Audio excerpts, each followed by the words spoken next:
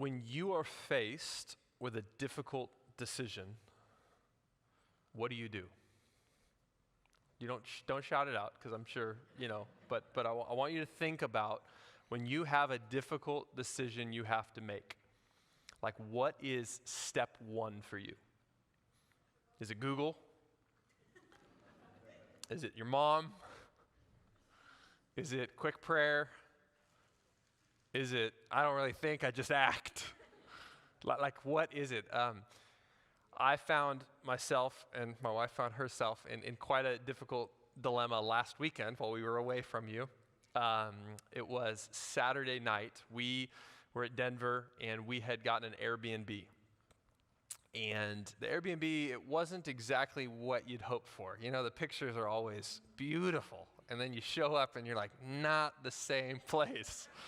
And so we show up to the house, and the house is the house that was on the picture, but when we show up, there's people and a dog in the house. And I knew that was not going to work for me. So I look back at the thing, and it says, enter through the private suite behind the house. And I was like, what? Why did I not see that more clearly? And so we get out, and the dogs rush to greet us, which is not some, we have a dog that I kind of like, but not much. And this dog is literally nipping at us. And I'm like, this is not a good start. And so we get into the house, and the air conditioner it's cool in Denver, but they have the air conditioning pumping. Like, there's a little gauge on one of the clocks that says it's 67 degrees in there. Just didn't need to be. My wife was very cold. And so I'm trying to find a thermostat, and sure enough, there's no thermostat because where we are is actually in the basement. And it's connected to the house above. That's our private suite. And so I have to text the guy who is Airbnb, and he's like, I'll talk with the person above you. We'll see if we can change that. It's like, okay, this is not going to go well. Anyways, that night we fall asleep around 10:30. We go to bed. That was late for us, but we go to bed 10:30, feeling good about everything. And at 1:30 in the morning, it sounds like someone is breaking into our room. Turns out it was just the person above us who was a very loud walker. And at 1:30 a.m., they had just gotten back from wherever they were and began to throw a party. The techno music began. Dun, dun, dun, dun. Drugs were being used. People were yelling, and you could hear everything. It was chaos, and it was 1:30 in the morning. And you're like, this party can't go on very long. And it did. It went on for several hours, and we're in this basement just going, what do we do? There's options, right? Do we call the police on our own house? Do I go out there and confront somebody, which could go really bad or good, depending, it's like, I don't know who's up there, and I'm in their basement, so it just doesn't feel like a good situation. Do we just leave and find a hotel at 2 a.m.? What do we do? You could Google things like this, but rarely is Google going to have a good answer for that. And at the end of the day, all I knew I wanted was a refund. And so I knew this night's not going to go well, but I need a refund. And so how are we going to manage this situation in such a way that we're going to get a refund? And so I began texting the guy at 2 a.m. and said, hi there, there's been a party going on for the last 30 minutes, and just began documenting. And so every 30 minutes I would update him. He was asleep, as you should be, at 2 a.m. It wasn't him. He had rented out the top house to somebody else. And so I document the whole thing. And my fear is, because we had friends who had a similar situation, and they didn't get a refund. They were like, sorry, that's not our bad, And so at the end of the day, by God's grace, we got a refund. And the guy was like, that's unacceptable, you can go. And yet it was one of those moments where I felt like, you know what? We were prepped. I had documented every moment. We had videos of footage of the noise and the chaos. I was like, I'm creating I'm going to bring it to my lawyer, and just we're getting this back, And it was one of those moments when they said, hey, you're fully refunded. And you're like, yes. It felt like a wise decision. There are many other days where I don't make the wise decision. I did this recently on Mother's Day. My wife had done something that kind of bothered me, and instead of bringing it to her the next day, I decided Mother's Day would be a good day to just lovingly just go, hey, this bothered me a little bit. And yeah, there's like a few days on the calendar that you're not allowed to ever do stuff like that. And Mother's Day is one of them. And as soon as the words came out, I was like, no. like, why am I so foolish? You know, and she was gracious and was just like, you want to do that today? I was like, no, let's not. And so today what we're going to be talking about is this difference between wisdom and foolishness. We're in a series called Becoming Beautiful People, and it's a series on character formation. It's about becoming people who are like Jesus. And when we begin to talk about wisdom, oftentimes I think many of us wouldn't put that in a list of virtues. We wouldn't put that in a list of character formation. We think about the fruit of the Spirit, love and joy and peace and patience. But wisdom, it's like, where does that play itself into character formation? Yet in the ancient world, one of the four main components of virtue was wisdom. There was courage, there was temperance, there was, come on, give me the other one. Courage, temperance, wisdom, and justice. Justice is the other one. But wisdom was highly valued in the ancient world, and it's highly valued in the scriptures. The entire book of Proverbs is about wisdom. That if we lack wisdom, we cannot have the character of Jesus, because Jesus was wise. He was the wisest human being who ever walked the face of the earth. And so today, we're going to be looking at a lot of Proverbs. We're going to, I felt bad for Katie. She was like, usually I have like 3 verses we put up there. She's like, send me a couple of verses. I was like, there's about 15. So there's a lot. And yet in Proverbs, we find what does it look like to become wise people, because we are faced with difficult decisions all day long. We are living in the information age. There is more information accessible to you today than ever before. I mean, it drives me nuts. I don't even know how to do this well with parenting. You know, like our kids, and this is maybe a mistake on my end, but we have one of those Google Homes in the home. And so my kids ask questions all day long to me. And hey, Dad, how many species of praying mantises are there? He's like, what? I don't know. And I'm like, I don't know. And back in the old days, if you asked your parents how many species of praying mantises are, they'd either lie to you, give you a number, or they'd say they don't know, and that was the end of the conversation. But now my kids go, hey, Google, how many species of praying mantises are there? I was like, there are 7. I don't know, whatever it is. I don't even know if species of praying mantis may be a species. I don't even know. But we have information, but our information isn't necessarily making us wise. Many of us are wildly foolish, even though we have answers to all of the information that we have out there. And so if you have your Bible, run over to Proverbs chapter 1. I want to answer the question, what is wisdom? And fortunately for us, the book of Proverbs does a phenomenal job of this. Most of it was written by Solomon. Solomon giving his advice and wisdom to his son. And so there's a lot of, hey, my boy, live this way. And in the midst of all of that, Proverbs is even characterized as a woman, primarily in chapter 8. And so it's this dad speaking to his son. So there's a lot of like, hey, my boy, be careful of these situations that might get you into some trouble. And yet also when he's talking about wisdom, it's personified as a woman in chapter 8. And so we see just the beauty of Solomon's heart for his son in the midst of him being a wise person and then also him throwing away his wisdom toward the end of his life. Proverbs chapter 1 verse 1 says this, the Proverbs of Solomon, son of David, king of Israel, for learning wisdom and discipline, for understanding insightful sayings, for receiving prudent instruction in righteousness, justice, and integrity, for teaching shrewdness to the inexperienced, knowledge and discretion to a young man. Let a wise person listen and increase learning, and let a discerning person obtain guidance. For understanding a proverb or a parable, the words of the wise and their riddles. The fear of the Lord is the beginning of knowledge. Fools despise wisdom and discipline. If you've never read Proverbs, I can't encourage you enough to do it. And not just to read it once, but to read it over and over and over. It will save you much heartache.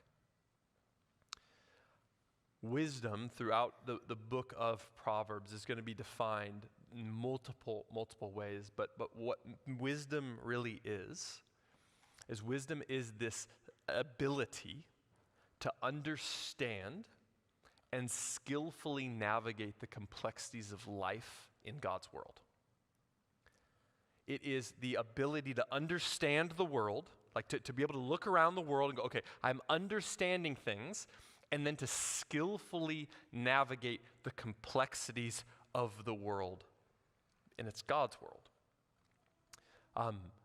I think we all agree that life's complex. And oftentimes we don't know what the right thing to do is, and wisdom helps guide us in the right path. It goes, okay, this is probably not going to help me, this might, and we go that direction. But it's important for us to remember that this is God's world. This is why Proverbs 1:7 says the fear of the Lord is the beginning of knowledge. It's the beginning of wisdom because it's God's own world. H.H. Farmer, who's an old school pastor and philosopher, he said, if you go against the grain of the universe, you get splinters. So God's created the world in such a way that there's a way, if you go against his created design, life's going to be unnecessarily difficult for you. Like God goes, hey, and this is true for both Christians and non-Christians. You don't even have to be a Christian in this room today to have some more sense of wisdom, even if you organize your life better according to God's ways, whether you know it or not, than the Christian who lives foolishly and neglects God's ways. Ultimately, true wisdom can only be found in fearing God and seeing him accurately through Jesus. But it's as we organize our life around the reality of who he is and what he has done.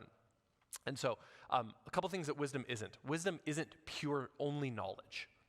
It's not just knowing things, right? Some of us have met, or maybe we are that person, that we're just really smart. We know a lot. You may be a phenomenal scientist or a phenomenal computer technician or a brilliant business person. And yet your life is a mess. Like people go to you in your field of specialty because you have a lot of knowledge there, but they don't come to you in a lot of the other things because things are a mess. So wisdom isn't just knowledge, and wisdom also isn't just safety. Okay, oftentimes this happens in the church where we act like these are synonyms. We say these phrases. When someone makes a safe decision, we go, oh, he's being so wise. Now sometimes wisdom is safe, but sometimes it isn't. Ultimately, because wisdom is doing what God wants you to do, sometimes God calls you to do difficult and hard things. And it may not be the safest thing in the world. I shared the story a few weeks ago of my pastor friend in Sri Lanka, who family came to him and said, if you continue preaching the gospel in this church, we're going to beat you up. Oftentimes in the church will go, oh, you need to stop doing that. It's wise for you to stop preaching. And he's like, I can't. That Jesus has called me to preach and to proclaim the gospel here in this city, so I'm going to keep doing that even after he got physically assaulted. I texted him a couple weeks ago checking in on him. I said, hey, how are things going? He said, oh, that family's now coming to church. I was like, yes. This is wisdom. Now there is a time, please hear me. The Bible doesn't even act like just run headlong into persecution. Jesus even says sometimes in the Gospels, hey, if they start persecuting, run to the next town. So it's not always this or that, but it requires wisdom. It requires, hey, when this happens, am I called to run or am I called to stay? I need wisdom for these situations. And so it's not just knowledge and it's not just safety, but why is wisdom so important? Why is wisdom so important? Well, wisdom's essential because life's complex. Even if you know your Bible really, really well, one of the most frustrating things about this book is that 99% of the decisions you make in a day don't have a Bible verse attached to them. Wouldn't that be easy?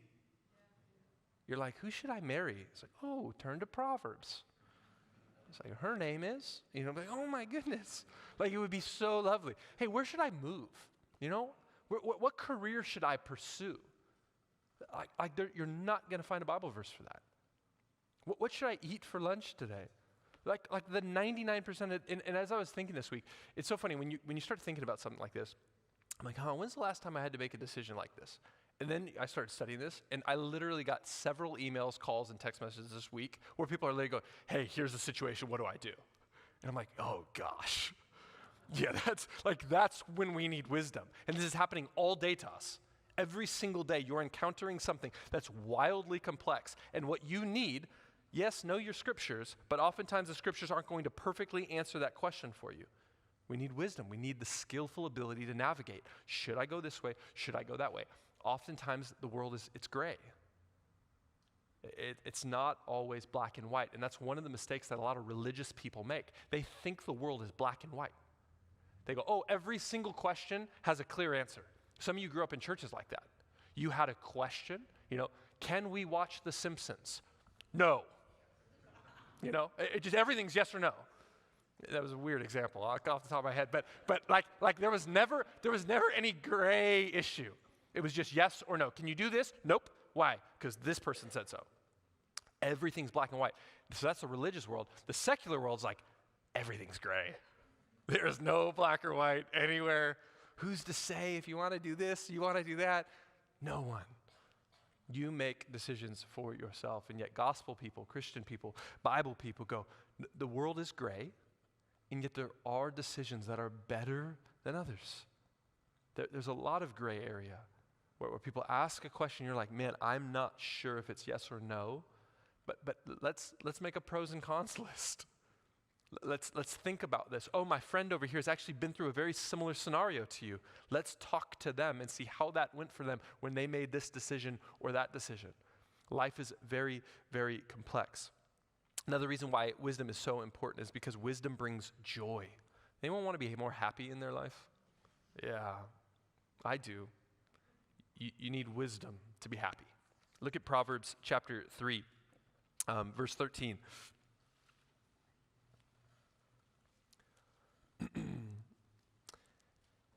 Happy is a man, again, he's writing to his son. Happy is a man who finds wisdom and who acquires understanding. For she, speaking of wisdom, for she is more profitable than silver, and her revenue is better than gold. Like, you want to be happy? Don't chase gold and silver. Chase wisdom. This will bring you joy. Verse 15, she is more, still speaking about wisdom, she is more precious than jewels. Nothing you desire can equal her.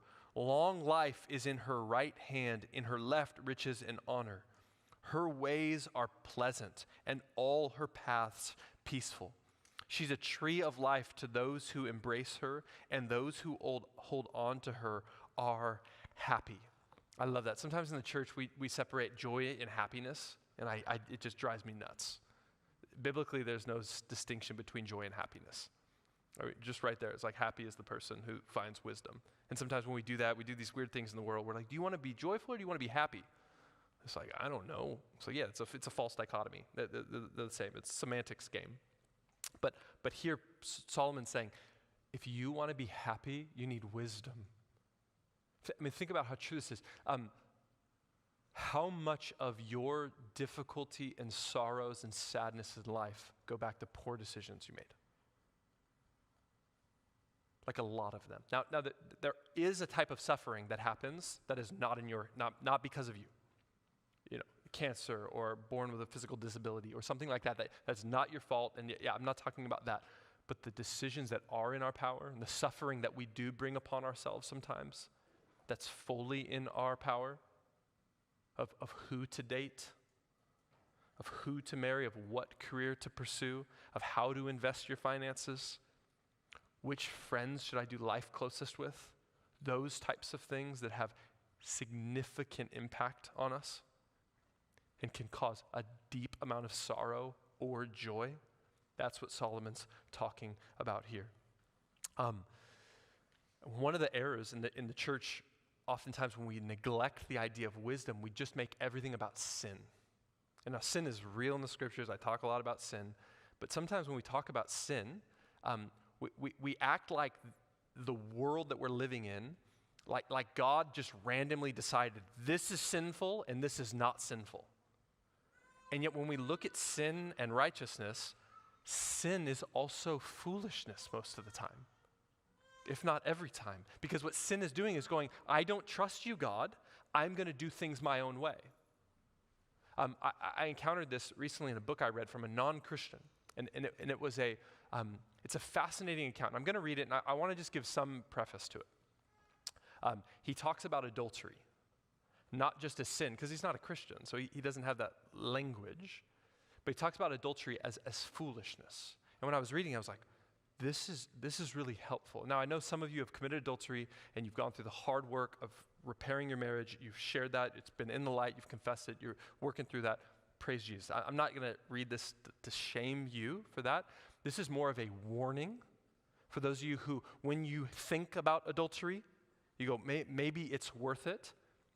This author does a phenomenal job of going, hey, here's what adultery will do to your life. Okay? So, and he's also kind of a controversial figure. He's Jordan Peterson. So, yeah, you can do whatever you want to do with that. Where's the, I usually get called a liberal, but here I'm going to quote quite a conservative here. Listen to this. He says this is the logic of adultery. He was a psychologist, a clinical psychologist. He said, when I had clients considering such a move, he's talking with a client who's like, I'm thinking about sleeping with this woman, or perhaps involved in an affair currently, I tried to bring them back down to earth. Let us think this through all the way. Not just for this week or this month. You are 50. You have this 24-year-old, and she's willing to break up your marriage. What is she thinking? Who must she be? What does she know? Well, I'm really attracted to her. Yes, but she has a personality disorder. Seriously, because what the heck is she doing with you, and why is she willing to break up your marriage? Well, she doesn't care if I stay married. Oh, I see. So she does not want to have an actual relationship with someone with any degree of long-term permanency. Somehow that's going to work out well for you, is it? Just think about it. It is going to be a little rough on your wife. A lot of lies are going to go along with that. You have children. How are they going to respond when all this comes out, as it most certainly will? And what do you think about the 10 years in court that are now beckoning, that are going to cost you $350,000 and put you in a custody battle that will occupy all of your time and attention? It's even more delusional than that, because of course, if you are married to someone, you often see them at their worst, because you have to share the genuine difficulties of life with them. You save the easy parts of your adulterous partner. No responsibility, just expensive restaurants, exciting nights of rule breaking, careful preparation for romance, and the general absence of reality that accompanies the privilege of making one person pay for the real troubles of existence while the other benefits unrealistically from their absence. As soon as this transforms into a real relationship that has any permanency, a huge part of the affair will immediately turn right back into whatever it was that was bothering you about your marriage. An affair is not helpful, and people end up horribly hurt, particularly children, and it is to them that you owe your primary allegiance. Whoa. That's a non-Christian. And he's just going, let's look at the logic of adultery. Oftentimes, when we make foolish decisions, we're looking in the here and now, the next 5 minutes. And here's a non-Christian going, hey, lift your head and look about the next 10, 20 years. Is adultery sinful? Yes, it's sinful, but it's not just sinful because God went, I don't like that. That's a bad thing. God goes, it's sinful because it's going to ruin you. It's sinful because it's going to hurt you and it's going to hurt people. Sin always hurts God and it always hurts people. This is why he's inviting us into a life of wisdom. So we need to be wise in order to bring more joy into our life. And wisdom is complex because there's so many different areas of wisdom.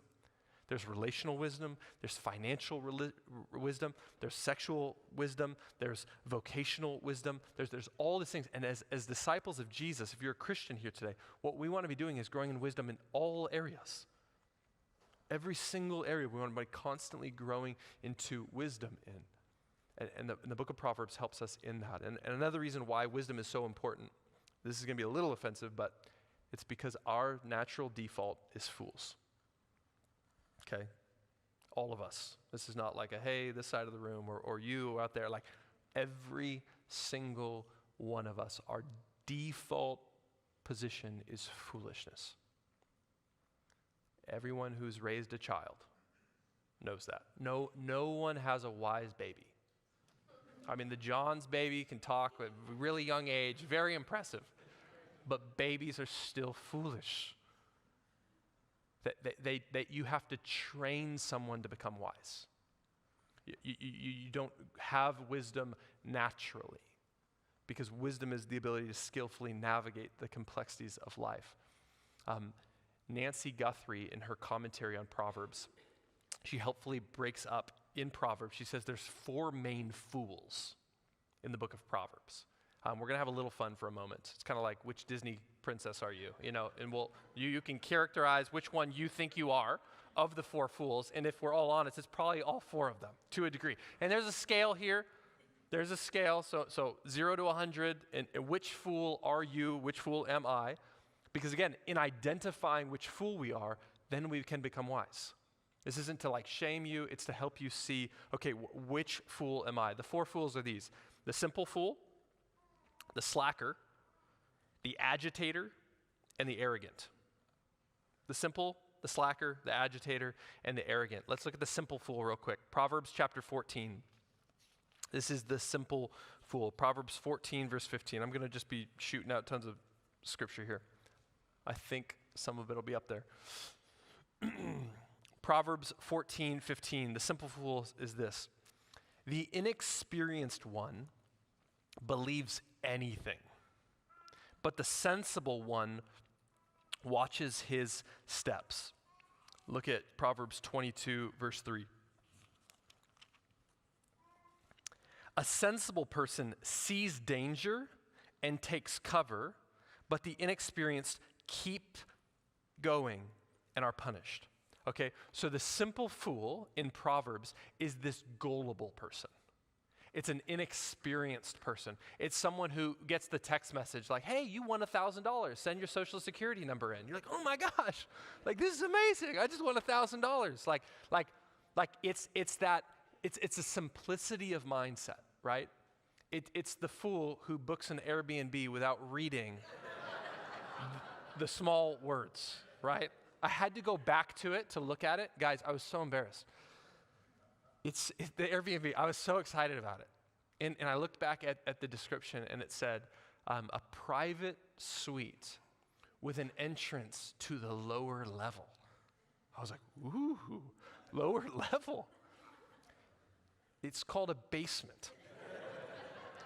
But in my mind, I was like, I've never been on a lower level of a house. Like, this is going to be really, really cool. It's simplicity. Now, I'm not going to fall for that again. Next time I book an Airbnb, if I ever do, I'm going to be looking for, is this a lower level house? The simple fool is naive. Some of us, man, we can laugh about it, but some of us can look back over the last 10 years and go, man, I've experienced a lot of hardship because of my naivety. And this has caused me deep pain because I constantly am trusting the wrong people. Someone looks really kind, and yet they're wildly cunning, and they've taken advantage of me over and over and over. I think a simple fool, honestly, is those who are on the far left or the far right. Like extremes. You can be a Republican or a Democrat and follow Jesus, yes, but when you're so far on the left or so far on the right that you can't even think that someone on the other side could add any bit of value, it's just foolishness. I remember talking to somebody. He himself was a Republican, but he just said, the Democratic Party has never added one single thing of value in the entire country's history. I was like, I can't even listen to anything else you ever say. Like, I hope you're exaggerating, but that's a simple fool. And that Democrat, either way, it looks at other people and it's just like, nope, there's no possibility. It's a naivety. It's a gullibility. It just goes with the flow. The second type of fool is the slacker. This one's great. Proverbs chapter 6. Shout out to my 6th grade history teacher. He always called us slackers, and it was motivating. Proverbs 6, verse 6 says this, "Go to the ant, you slacker." Okay, real quick. In college, I had this written right on my wall, right when I'd wake up in the morning. I'd see this verse, so just keep that in context. "Go to the ant, you slacker. Observe its ways and become wise. Without leader, administrator, or ruler, it prepares its provisions in summer. It gathers its food during harvest. How long will you stay in bed, you slacker? When will you get up from your sleep? A little slumber, a little folding of the arms to rest, and your poverty will come like a robber, and your need like a bandit." Some of you need to write that on your wall.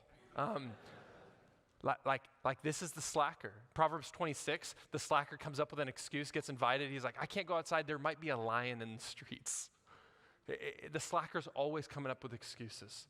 The slacker's lazy.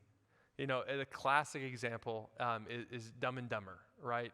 Pardon the illustration, but that one moment in the video where Jim Carrey, he and his buddy are looking for a job. And they're like, you know, they lost their jobs, and they're like, "Man, I can't believe we searched this entire city. There's not a single job out there." And Jim Carrey says, "Yeah, unless you want to work 40 hours a week." You know, it's like he's the epitome of a slacker. It's like, I got to work hard? Like this is a fool. A fool doesn't want to work hard. A fool assumes I can sit back and good things are just going to come to me. It's a huge area of foolishness. The third type of fool is the agitator. Same chapter 6, verse 12.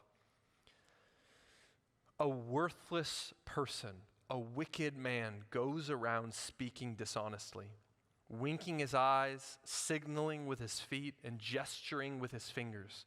He always plots evil with perversity in his heart. He stirs up trouble. Therefore, calamity will strike him suddenly. He will be shattered instantly beyond recovery." The agitator is those who love conflict. Some of you have friends, some of you are that person. You know, I'm just being the devil's advocate here. It's like, the devil's never needed an advocate.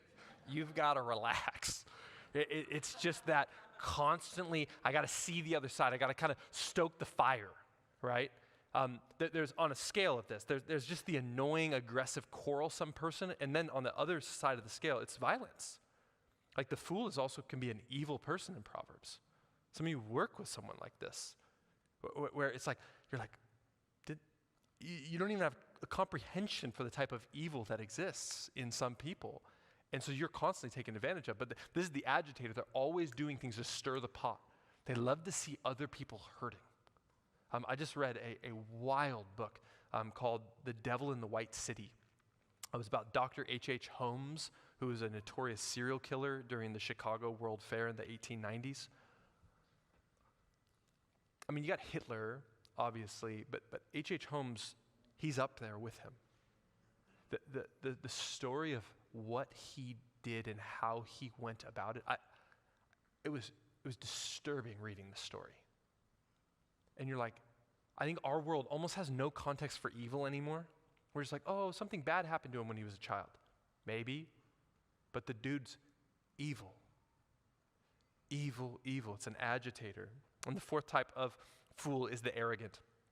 Proverbs chapter 13, verse 1 says this: "A wise son responds to his father's discipline, but a mocker doesn't listen to rebuke."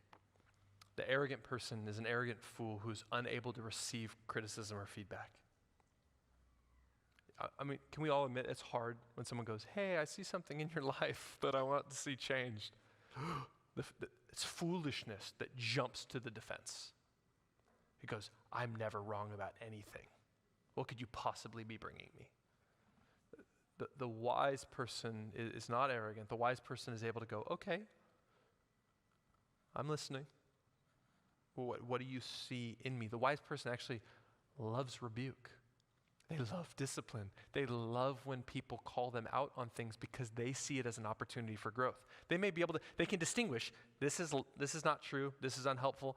Oftentimes people are immature to the point where they're unable to give feedback in a loving way, right? And we count that out as like, therefore all of that is invalid. The wise person can even see through mean criticism and go, that person is a fool, they're an agitator. But you know what? I think they might be right about this part. I do need to grow in this area. The wise person is able to see that. So how do we grow in wisdom? What does it look like for us to grow in wisdom? A few things. First, we have to recognize our foolishness. As I went through those four, our human default setting is to like, oh, you know, my wife was this one, my son is this one, my boss is this one, it's like it's easy to identify other people. Which of them are you? Where are you at in each of those four? Because you cannot grow into wisdom until you recognize the own foolishness in your heart. I see parts of this, the arrogant fool. And I get a lot of feedback and a lot of criticism, and it's so easy for me to just go, I've learned enough to where I can go, oh, thank you so much. But internally, I'm like, no, right? That arrogant fool is also the quarrelsome person. Kevin DeYoung, he says this in a blog he wrote about what quarrelsome people are like, and sometimes I can wrestle with that. He said, the quarrelsome person has no unarticulated opinions. Do people know what you think about everything? They shouldn't. That's why you have a journal or a prayer closet or a dog. And I read that this week. I'm like, yeah, I don't always have to voice my opinions. It's so easy for me to be sitting in a room and I hear a question. I'm like, I read a book on that. It's like, shut up. Just be quiet. Like, be silent. There's so much wisdom in being silent. The Proverbs talks about this all the time. Where there are many words, there is many sins. If you want to be wise, you want to even look wise, just be quiet. I mean, honestly, it's so simple. Oftentimes, foolish people are just, and it's like the more you talk, the more you out yourself. Like wise people are often just sitting there, just and I've noticed this when I'm practicing this intentionally. I think about this oftentimes in the gospel community. Someone will ask a question, and my gut is, I got to answer it. And when I'm practicing wisdom and I'm practicing quiet, I let everybody else answer. And here's what's fascinating. When you let 5 other people go before you, you're able to piece together a way better answer. You're like, that was really good. Don't say that. That was nice. Like you're able to observe and grow. And then when someone goes, Brad, what do you think? You're like, here we go. Concise version. What I was going to say was more like that, and that really wasn't helpful. But here.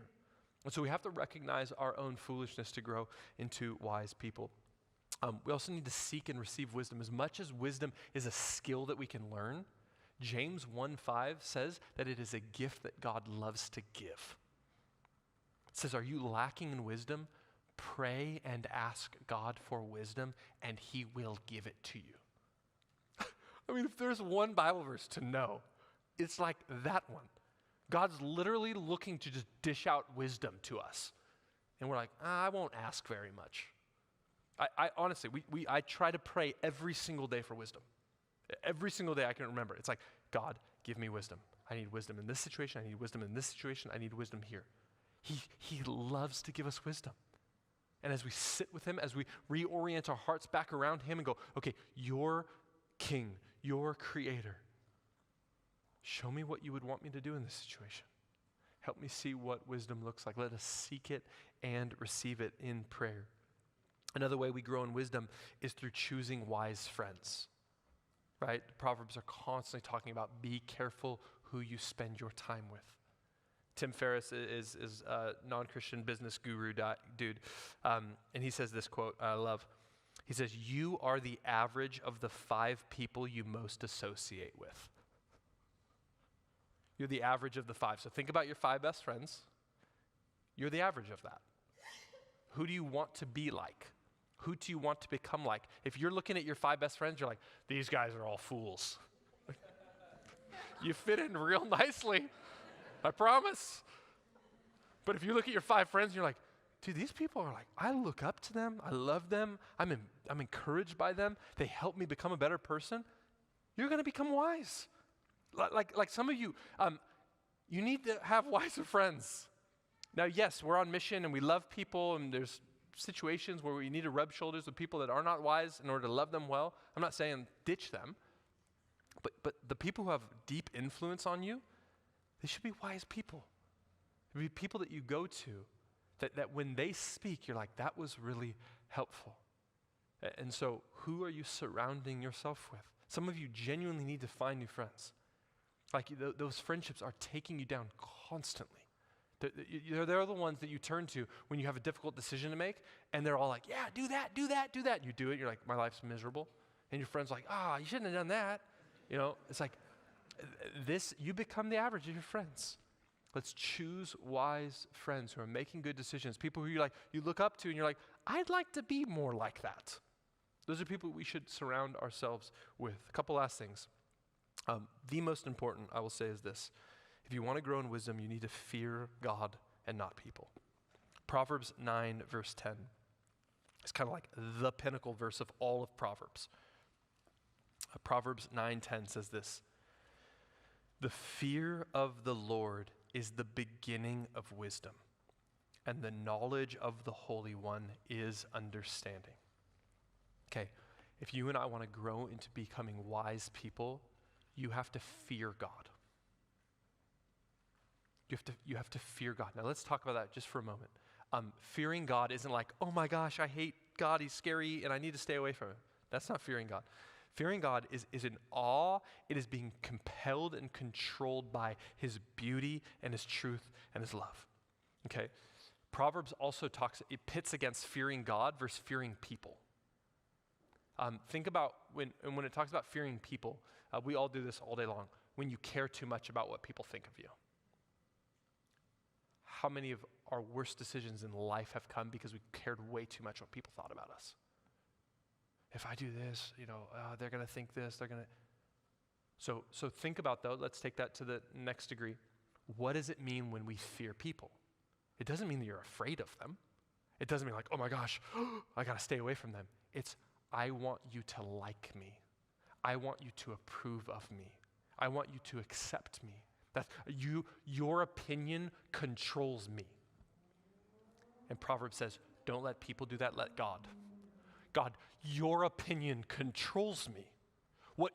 I want your acceptance. I want your approval. I want to live my way my life in such a way that you go, yes, good job. I just read a book by a comedian, Colin Jost. He's a writer for the Saturday Night Live. His title was A Very Punchable Face, which was like, that's funny. And there were some parts I was like, ugh, not good. Yet one of the things I enjoyed about the book was his honesty about how controlled he is by the fear of man. He told his whole life story, and so much of it was through a narrative of, I just want people to like me. And through that, he shared story after story of destruction in his life that had come from just wanting people to like him. It's fearing people. He even uses the phrase, fear of man. And Proverbs goes, don't fear man, fear God. Because we're living in God's world. And you will never be wise when you have your eyes on people going, what are they going to think about me? We will grow in wisdom as we keep our eyes on God and go, what does he think about this decision? See, wisdom of God is wildly different than the wisdom of man. 1 Corinthians, the Apostle Paul unpacks this a ton, calls Jesus the wisdom of God. So much so that this is how foolish the human race is. Are you ready? When God himself showed up in the person of Jesus, we killed him. That's Paul's picture of the foolishness of humanity. God, the creator who loves us, shows up in human form, and we're like, he's ruining things, let's get rid of him. And we kill him, and yet Paul flips everything up outside its head in 1 Corinthians and calls the cross the wisdom of God. Because it was in the wisdom of God that God wanted to know, how could I save these people that I love while remaining fully just and fully kind and loving? And his solution was the cross of Jesus. It was him dying and taking on our sins so that we ourselves wouldn't have to pay for it. And as we meditate and see accurately the wisdom of God through the cross of Jesus Christ, everything changes, because there's a lot of wisdom out there in the world. And it's not wisdom. It'll kill us. It'll destroy us. And so we keep our eyes on it. I'll finish with this. This book by Brett McCracken, The Wisdom Pyramid, really good. Basically, what McCracken does in the book is he talks about the nutrition pyramid, the food, that thing that you learned in 3rd grade. And he basically, which is, he says, I don't know it very well, but he basically puts wisdom into that. Like, here's what you need to become wise. And at the bottom shelf is like the most important stuff to get to, top shelf is like sweets and sugars. And oftentimes our American diet, we flip it upside down. We do the same thing with wisdom. And so the things that he shares, like the bottom shelf, if you want to grow in wisdom, it's just the Bible. Read the Bible. Saturate yourself in the scriptures. Read Proverbs. Here's the cool thing about Proverbs. There's 31 chapters in Proverbs. A lot of months have 31 days. You could literally read 1 chapter a day and get through Proverbs in a full month. And then just start over. I know we're on June 4th. Happy birthday to my brother. But you could start today. Start in Proverbs 4. And then just start reading it. 1 chapter a day. The scriptures will give us wisdom. The second one, he says, is the church family. Friends, this is where it's beautiful to have community with brothers and sisters who are wise. To have people that you go to and go, hey, here's my situation. What do you think? One of the things I beg people to do is to never make big decisions in life in the dark. We're good at that. When you know you're about to make a big decision and you don't want anyone to know, because you know it's easier to apologize later. When you begin feeling that of like, should I buy this brand new car? Should I go on this trip with these people? Should I? If you don't want to ask some of your friends their thoughts on it, should be a huge warning light.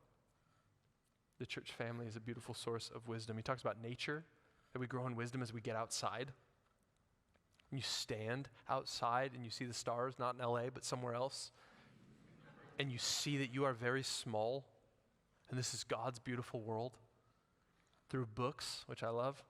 Read books. He talks about beauty. And then the last one is the internet. He says there's some wisdom on the internet, but a little bit. And yet most of us do is we go to the internet first. Should I buy this new car? It's like sponsored ad by Lexus, whatever. It's like, yeah, they said I should. It's like, not your finances right now. Maybe one day, but not right now for you. Like we ask friends. We ask Jesus. We run to the scriptures. Would we be a people who seek wisdom? Because it's as we grow. Man, one of my prayers is that we be a wise church. I was looking at 1 Kings this morning. Solomon, he had ups and downs, some ugly stuff and some beautiful stuff. But he had so much wisdom in one of the seasons of his life that the Queen of Sheba traveled to come see his wisdom. Non-Christian nations coming to Israel going, show us what wisdom is like. What would it be like if we were a church that the world outside came to us? It was like, hey, I'm not following Jesus. I know you're that, Christian, but you seem to make good decisions. Like, would you help me in this decision? And as we point them to good decisions, we point them to the Creator who loves them, who's the author of wisdom. Let's pray.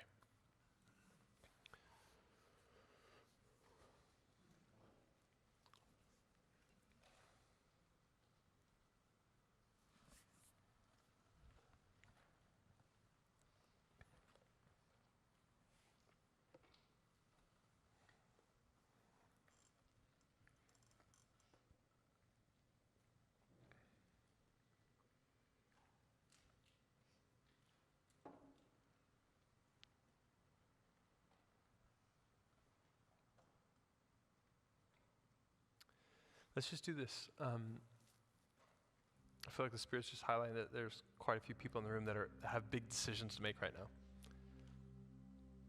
now. If that's you, would you just stand? We're just going to pray for you, that God would give you wisdom. If you're facing something, you're like, I just don't know what to do. It could be this, could be that, and you're not sure. Would you just mind standing? I just want to pray for you, that God will give you wisdom.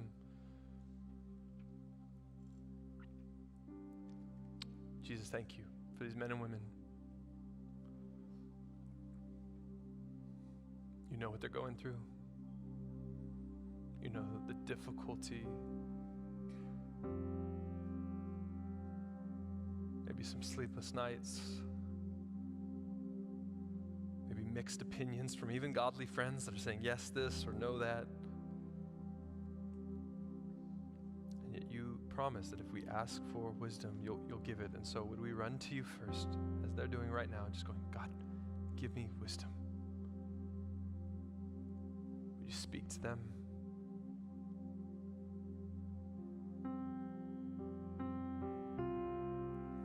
Jesus, would we as a church humble ourselves to you? Would our first reaction to difficulties be to you?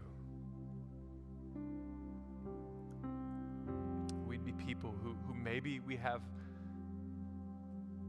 a lot of foolishness in our past.